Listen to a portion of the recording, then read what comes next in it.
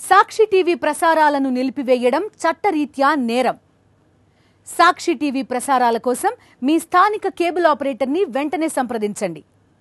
డిటిహెచ్లో, ఇంటర్నెట్లో కూడా సాక్షి టీవీ ప్రసారాలను వీక్షించవచ్చు.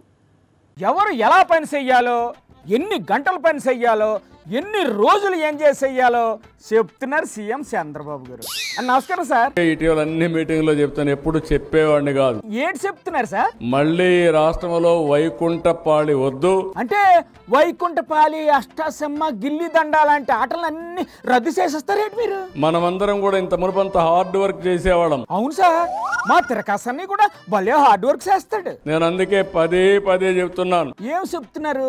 ఇంకా బాగా కష్టపడమంటారా? కష్టపడక్కర్లేదు. కష్టపడకుండా ఫుడ్ ఎలా వస్తుంది సార్ మాకు? స్మార్ట్ గా పనిచేస్తే చాలు. స్మార్ట్ గానా అంటే? ఉద్యోగస్తులు కూడా చెప్తున్నా, 6 గంటల పైన మీరు పని చేయొద్దని చెప్తున్నా. మీరు ప్రత్యేకంగా చెప్పాల్సిన అవసరం లేదు సార్. వారం అంతా కష్టపడండి, 2 రోజులు అన్ని మర్చిపోయి ఆనందంగా ఇంటి దగ్గర ఉండి మీకు నచ్చిన పని చేసి ఆ 2 రోజులు ఎంచక్క ఆటలాడుకోమంటారా? మళ్ళీ చెప్తున్నా, వైకుంఠపాళి మాత్రం వద్దు. ఈ వైకుంఠపాళి ఏంటి సార్? ఎక్కడికి వెళ్ళినా పదే అదే పేరు కలవరెత్తున్నారు. ఎందుకో తేలదు కానీ ఈ మధ్య మీరు బాగా కంగారు పడుతున్నారు సార్. సాక్షి టీవీ ప్రసారాలను నిలిపివేయడం చట్టరీత్యా నేరం. సాక్షి టీవీ ప్రసారాల కోసం మీ స్థానిక కేబుల్ ఆపరేటర్ను వెంటనే సంప్రదించండి.